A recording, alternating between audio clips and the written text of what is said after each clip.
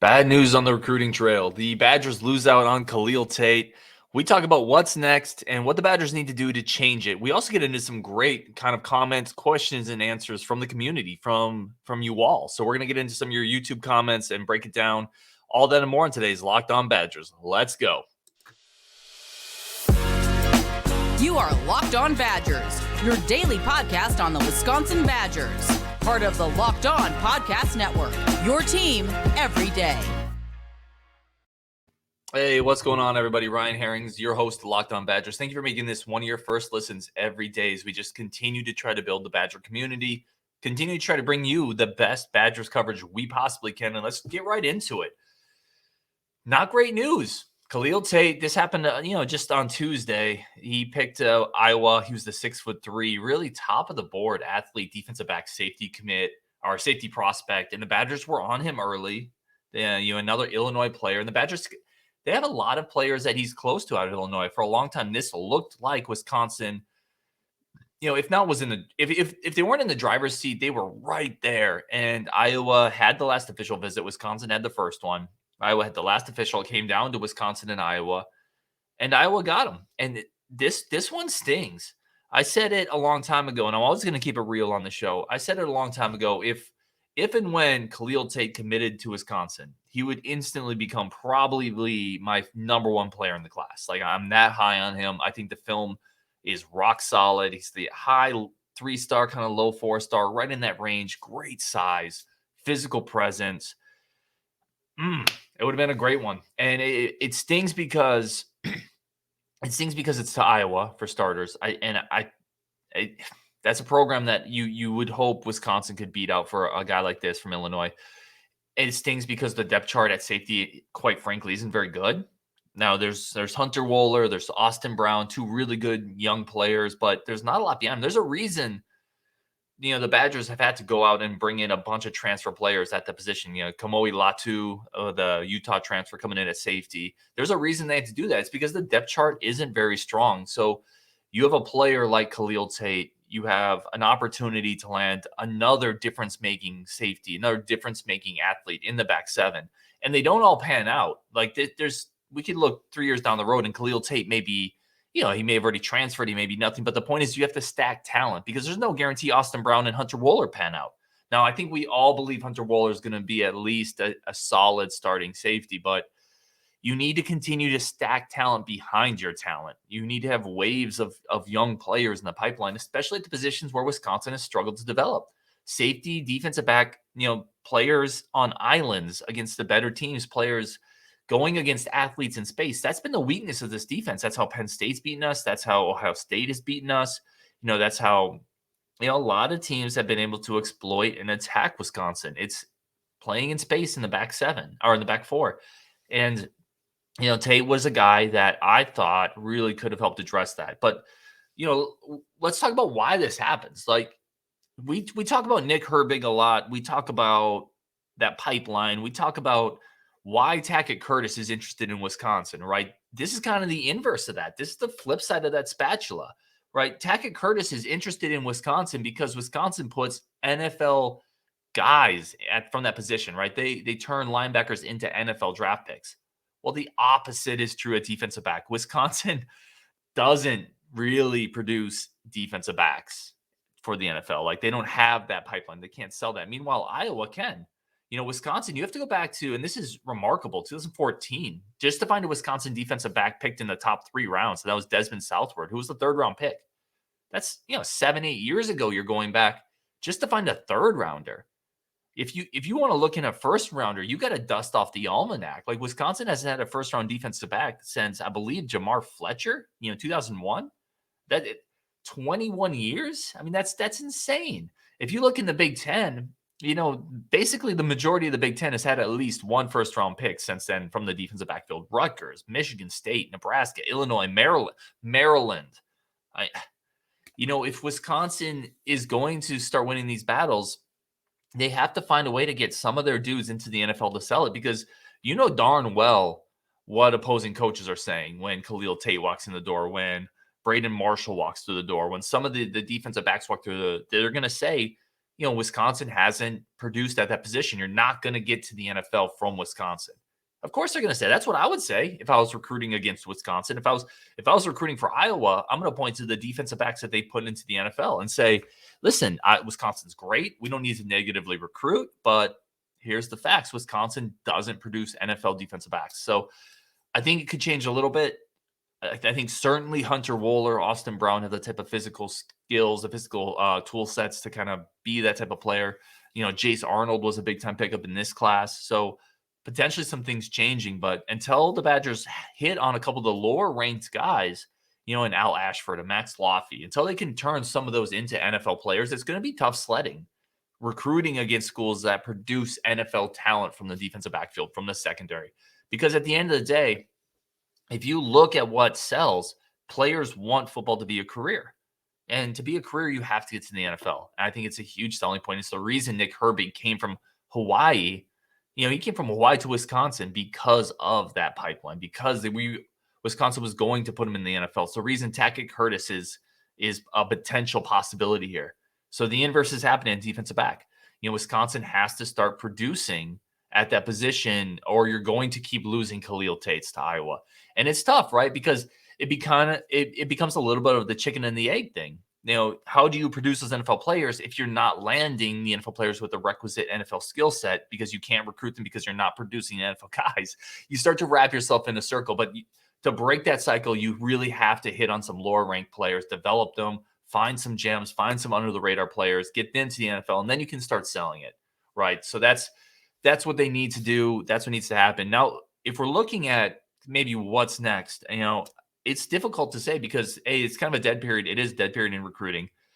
And B, the Badgers don't have a ton of offers outstanding to players right now, guys that would be really close to jumping on a Badgers offer, especially in the defensive secondary. But there is a guy, Sabor Kareem. I may be mispronouncing that. I probably am. He's been offered by Wisconsin. He's a 6'3" player. I tried to find somebody who's kind of in the Khalil Tate mold, a bigger athlete, versatile. So Sabor Kareem, New Jersey, 6'3", versatile athlete, 86 on the rankings. So a decent 3-star. He's had 2 official visits so far, Duke and Syracuse. And he's got 3 other official visits open. So no crystal balls yet. I think this is probably a guy who looked at Duke, looked at Syracuse. He's had mentions of both those schools on his social media. But he's a player that seems to be maybe potentially holding out for a little bigger offer. Wisconsin's obviously been active in New Jersey. He has 3 official visits left. We know Wisconsin's offered. So that's a player I could definitely see Wisconsin getting back in on, because he's the same type of athlete as Tate. I don't think he's quite as violent, quite as physical, but long, athletic, 6'3", rangy. He could be that. He's not like, again, I really like Tate's film. I think that's a tough miss, but he could be kind of like a 1A to Tate's, 1 capital A, if that makes sense. So I'll be interested to see if they get on Sabor. We're going to have to take a look at new offers as they go out to see where the Badgers turn. But yeah, tough blow. We're going to call it like it is. That's not a pleasant player to lose to Iowa, unfortunately. Coming up, really excited about this next segment. We're going to do some question and answers. A lot of the comments from the community, from the people listening to the show, I've been wanting this for a while. I got a bunch more kind of in the queue, so I want to keep doing it. But I think the best way to build the community is to involve the community. So we're going to bring your comments on the show. We're going to chop it up, discuss it, let you know if I agree, disagree. So that's coming up. Definitely stay tuned for that. First, today's show is brought to you by Rock Auto. With the ever-increasing number of makes and models, it's very difficult now to go to your local auto parts store and get the parts you need. It's not easy for the people working there. It's not easy for you. The warehouse isn't big enough. There's too many things. And honestly, if you go there, you're going to take more time. You're going to pay more money, 30, 50, 100% more. And the guy behind the counter, honestly, again, he's there cashing a paycheck. He doesn't probably really care deeply about your car. So you're probably not going to get exactly what you want. You're going to spend more. You're going to take more time. Listen, go to Rock Auto, save a bunch of money, do it the right way. Work with a family business, Rock Auto, that's been doing it for over 20 years. They have everything you need, from brake parts to tail lamps, motor oil, everything. I've used it on my Jeep Compass. It's the easiest, simplest way to shop for auto parts in 2022. Head to the website today. Go to rockauto.com right now. See all of their parts. All of the parts available for your car or truck, right? Locked On in there. How did you hear about us box? So they know we sent you. Amazing selection, reliably low prices, all the parts your car will ever need. rockauto.com. Thank you again for making Locked On Badgers your first listen every day as we continue to build the community. Really appreciate it. Coming up on July 18th, Locked On gives you the 50 most valuable players in the NFL from the odds makers at BetOnline. Available July 18th on Locked On NFL, wherever you get your podcasts, or on YouTube. All right, let's jump into this. So I really want to, as I said, involve the community more. I want to build the community, and I'm not trying to beat a dead horse, but I am so appreciative of everyone that has given their time, of all the comments. And I really want to turn this into a more regular segment where we bring some of what you're thinking as a community, as listeners, into the show, and let's discuss it. So we're going to start here, and these are in no real order. So this is from a listener called Eat, Drink, Listen. I already love that because I love eating and drinking and listening. And this is in reference to kind of the basketball show we just recently did about the roster. He said, I'm not going to lie, it's a little scary when looking at our lack of depth going into the season. I feel like when we look at a 3 to 5 year window of the program, I feel a lot better because of Blackwell, because of Gus. But this year might be the toughest year, to be honest. So Eat, Drink, Listen, thank you for the comment. Yeah, I agree. This is a super interesting basketball season. There's a very real chance. And I said this last year too, and Johnny Davis blew up, and Brad Davidson kind of had a bounce back year. Jockey Hepburn was a revelation. I said it last year that might not be a tournament team. This year definitely might not be a tournament team. Young players are going to have to step up. Chucky, Wall, and Crowell are going to have to stay healthy. Max Klesman is going to have to be able to step immediately in and be a pretty high-quality two-guard in the Big Ten. And all of that needs to happen for the Badgers, in my opinion, to be a 500-ish Big Ten team. So, yeah, I agree. I think this is a tough year, but I also agree with your first part of your comment where looking out 3 to 5 years, I really like the Blackwell pickup, and everyone knows I'm all aboard the Gus bus. So I think going forward, the program, the future 2 to 3 years down the road probably looks brighter than next year specifically. So I agree with you. Eat, Drink, Listen. Thank you for the comment. Really, really do appreciate it. Indigo Scout. He's talking about, I did the Paul Chryst kind of breakdowns in terms of like strengths and weaknesses. He's talking about some of the weaknesses, and he says, I would like to add 2 more just in terms of things that maybe Paul Chryst isn't quite great at, wants to improve on. The first one, he says, I wish that Paul was a little more expressive like Barry was. I prefer a fiery head coach. Maybe I'm just old school. Still, Paul's way can work. Also, he said, I wish Paul acquired Barry's big game coaching. Barry learned from Lou Holtz. Barry's first 2 Rose Bowl teams were both underdogs, but they raised their play to a different level to win. Paul is clearly a different temperament than Barry, but just a little bit of these things could help. So, yeah, it's interesting. Now, it's a very good point. First of all, Indigo Scout, thank you. You've had several comments on different shows. I really appreciate it. I think the first one is that big of a deal to me. I definitely understand the kind of desire to see a fiery, temperamental head coach to get after players. That was definitely BA. Like, that was definitely Barry. I think Paul gets fiery when he needs to. Like, we've seen it. I think he has like a subtle anger, like a subtle hardness to him that doesn't come out quite as overtly as like a couple coaches. It's not quite as quick to explode, but I think it's there. I don't think I necessarily need that. But your second point is really interesting, and I totally agree with it 100%. It seems like Barry had a way in bowl games, and Paul Chryst has a good bowl game record, but it seems like some of the bowl game wins are kind of in the New York Pinstripes Bowl. It's maybe against teams, a really down USC team in the Holiday. I think it was the Holiday Bowl. He did win an Orange Bowl. I get it. And the Cotton Bowl, but that was a non-Power 5 team. It does seem like some of the Big Ten championship games, some of the matchups with Ohio State, it does seem like maybe Paul Chryst doesn't have quite the big game chops for whatever reason. Maybe it's just a swagger thing. Barry Alvarez, he's the type of guy that would walk in a room, and I remember reading his autobiography. I've listened to people talk about him, and he just has a kind of a machismo that I don't know if a lot of coaches, not just Paul Chryst, I don't know if a lot of coaches have the Barry Alvarez machismo. So, no, I agree. I think Paul Chryst doesn't quite have the big game chops that BA does. But then again, I don't know of a lot of coaches that do. Barry Alvarez was unique. So, yeah, appreciate the comment, man. Really, really do.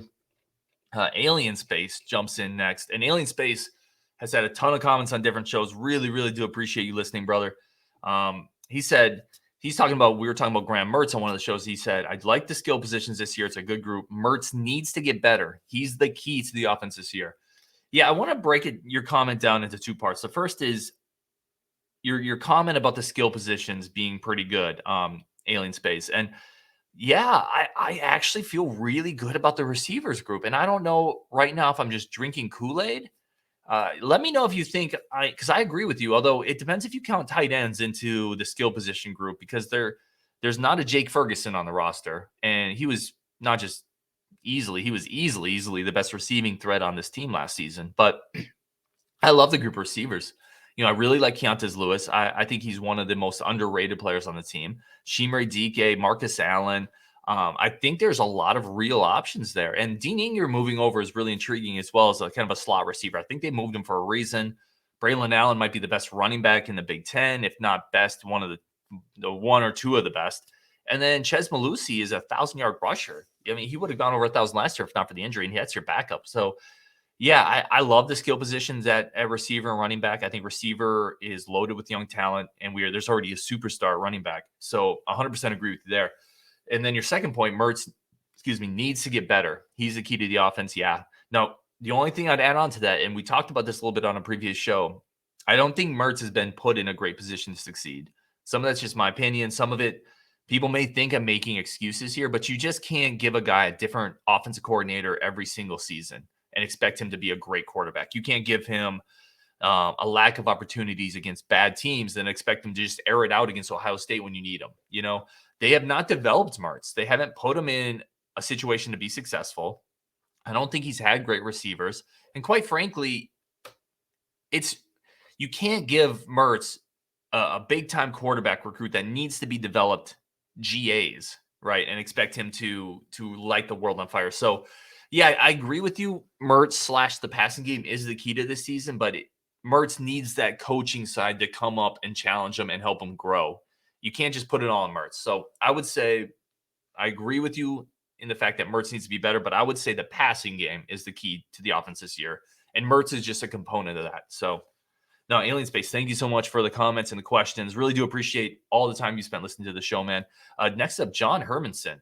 So, and this is also in relation to the Paul Chryst show, where we're talking about some of the things where he could get better. And if you remember on that show, I mentioned one of the things that drives me nuts about Paul Chryst is he doesn't allow Mertz against the bad teams or in more comfortable situations to throw enough. I don't think it allows Mertz to get in a rhythm. So John chimed in and said, adding to your third point, refusing to pass on first and second down makes the offense incredibly predictable and consistently puts Mertz in third and long situations, which only adds to his struggles.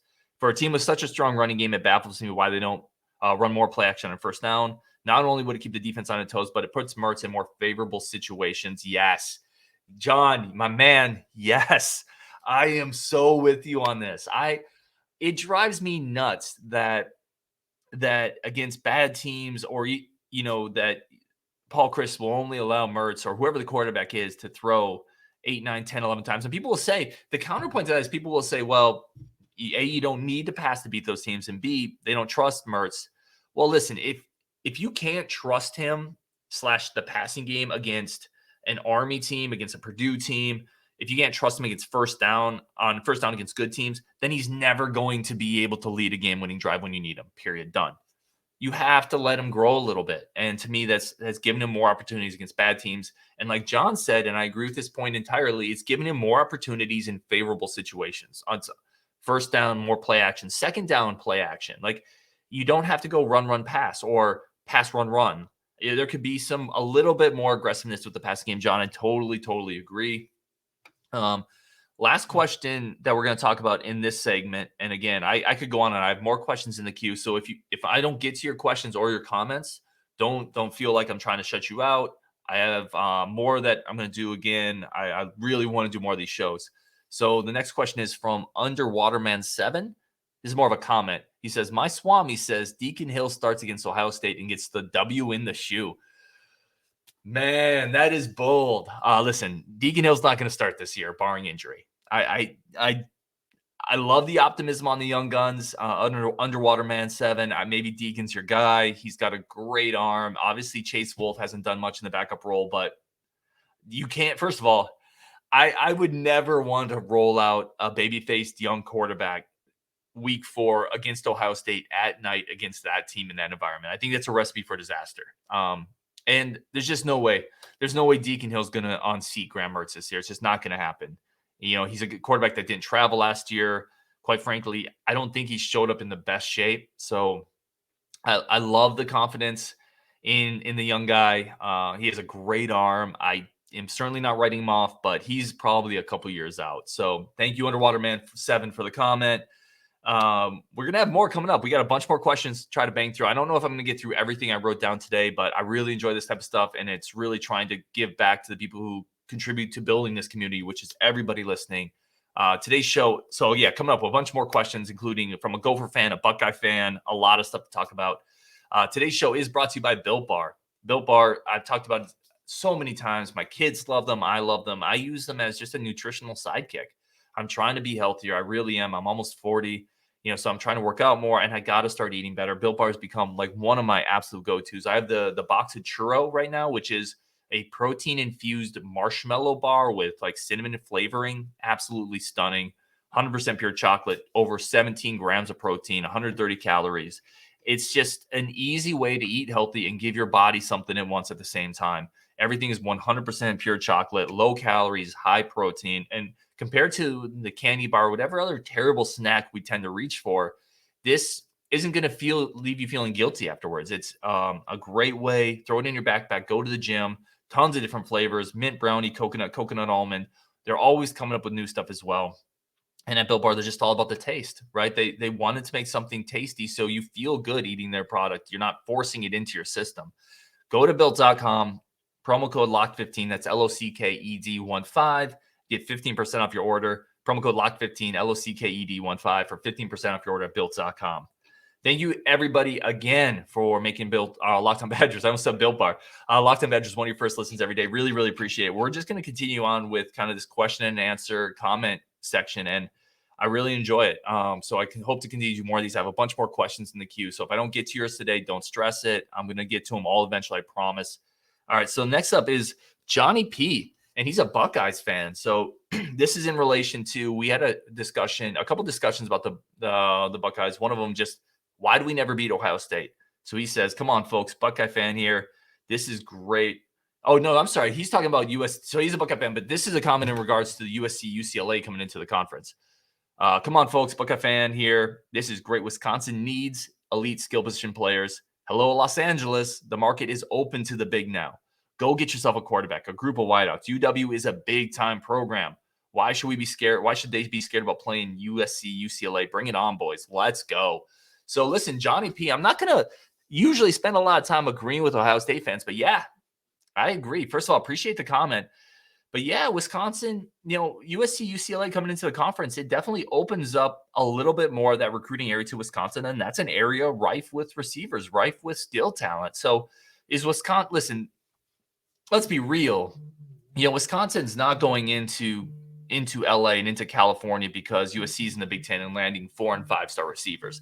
But maybe it gives them more of an in with a guy like Keontez Lewis, who went to UCLA originally before transferring to Wisconsin. Keontez Lewis is a high 3-star player that's right in the type of wheelhouse that Wisconsin's after. So I agree with you, Johnny. First of all, thank you for the comment again.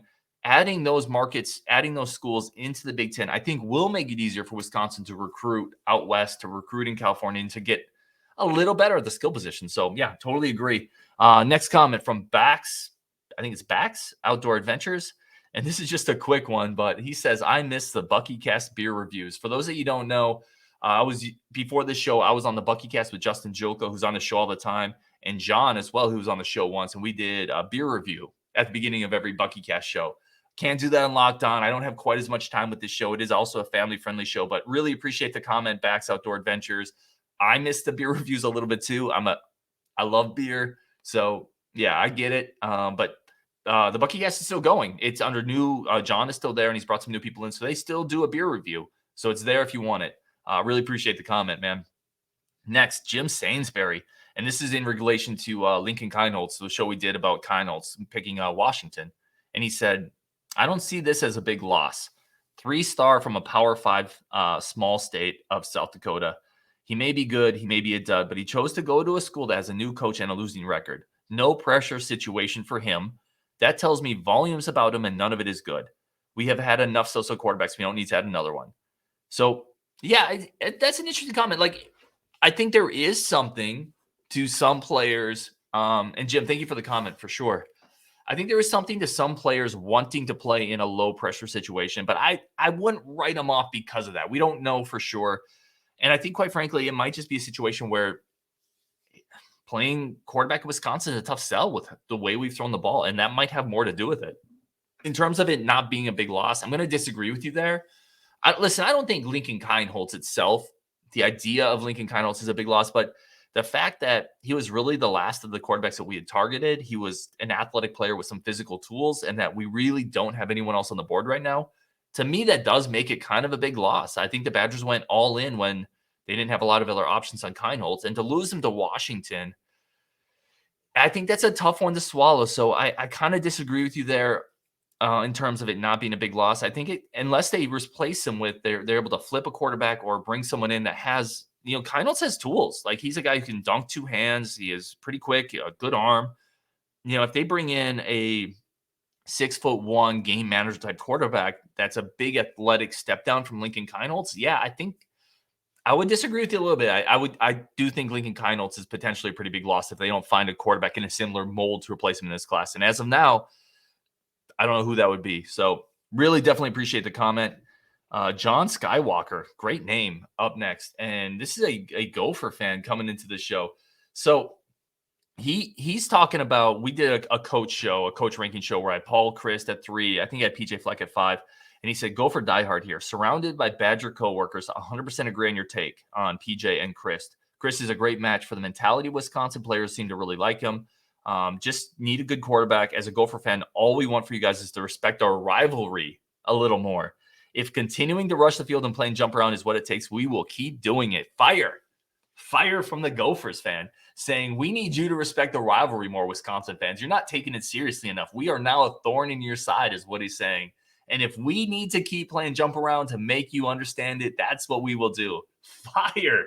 Straight fire from John Skywalker and Gopher Nation. Listen, let me just say, I'm actually higher on PJ Fleck than a lot of Badger fans are. I've caught flack for it. I think he is like a cartoonish dick, but I think it kind of works with college kids, right? They buy into that, and you have to play to your audience. He's not playing to an audience of like orchestra concert goers that have elevated senses. He's playing to 17, 18-year-old kids. So that works. However, let's slow the roll. Let's slow the roll a little bit. Minnesota has won a couple games against Paul Christ recently. Prior to that, they lost like 18 straight. So let's just chill it out a little bit. There's a reason Wisconsin fans don't have quite the respect for the rivalry yet. You have to do a little better than 500 over the course of a couple seasons.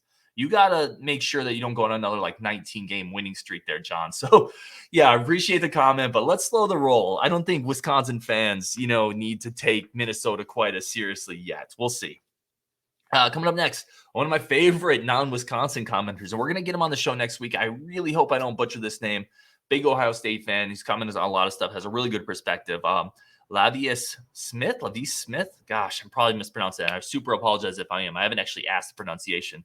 But he was talking about, again, coach rankings in Wisconsin and how Wisconsin struggled to beat Ohio State. He said, as a Buckeye fan, Wisconsin has always scared me since Alvarez. You're just a quarterback short. First of all, respect the comment and respect all the times you've listened and chimed in. We've had some good conversations about it. Yeah, I do think it's a quarterback short, but I think there is a depth thing too, right? So I think Wisconsin is a quarterback short typically against Ohio State, but it's also just a depth thing. And that's the area that I don't know if Wisconsin's ever really going to be able to fix against a true power like Ohio State, right? Ohio State can lose 2 or 3 guys and just replace them with 2 or 3 5 and 4 stars. And Wisconsin just can't do that. So I think when both teams are fully healthy and it's a good Wisconsin team, Wisconsin plays Ohio State pretty tough in those situations. But how often are both teams fully healthy? Like, how often is your 22 you start the season with the 22 you have when you're playing Ohio State in November? You're usually 3, 4, 5 starters down at that point, and the depth just isn't the same between not just Wisconsin, between anybody in the Big Ten and Ohio State, between anybody in college football in Ohio State, Clemson, Georgia, et cetera, those type of things. So I think it's a quarterback short, but I also think it's a bit of a depth thing. And Mr. Smith, for sure. Can't wait to get you on the show. Really appreciate the comments as always. One more comment here, and then we're going to wrap up the show. Again, I didn't get to everybody I wanted to today, but we're going to have another one of these if everyone that's listening likes it. I really do want to do a better job of involving the community. So last question, last comment to wrap up the show. This is from AA Ron. I don't think he's actually the AA Ron, but AA Ron commented, we did a running back ranking show, if everyone remembers, and it was basically a more modern version, basically 2001 and on. So Ron Dane wasn't eligible for that list. His question was, if you added Ron Dane, where would he be on the list? Yeah, that's a great question. It's very fair because is Ron Dane, and everyone let me know what you think. If Ron Dane was eligible for the same running back ranking list that has Jonathan Taylor, Melvin Gordon, Monte Ball, James White, does Ron Dane automatically top that list? Because is he actually more talented than Jonathan Taylor or Melvin Gordon? I don't know. I think at Wisconsin you have to put Ron Dane, right? Because he's the Great Dane, because he's part of the resurgence, because he for 4 years was an absolute hoss, because he has a Heisman. For all the reasons, like Ron Dane is so Wisconsin. But if you wanted to talk just straight talent, I don't think he's more talented than Melvin Gordon or Jonathan Taylor. I don't know. It's a super interesting discussion. I don't have time to get into it. I might do an entire show just on that. Let me know what you think. Let me know where Ron Dane would be. Let me know if you guys like this type of show, this type of format. I have a bunch more comments and questions I didn't get to. Really appreciate, as always, everybody listening, everybody tuning in, everybody commenting. If you like this show, the best way to support it is absolutely free. Just subscribe, leave a review, leave a like, leave a comment. That's really the best way to support it, and it's completely free and incredibly appreciated. As always, coming up, we have John Garcia coming on the show, I believe, tomorrow. Next week, we have a ton of great guests, including several that have never been on the show. So look for that. A lot of great content coming your way. As always, I really appreciate it. And until we talk next time on Wisconsin.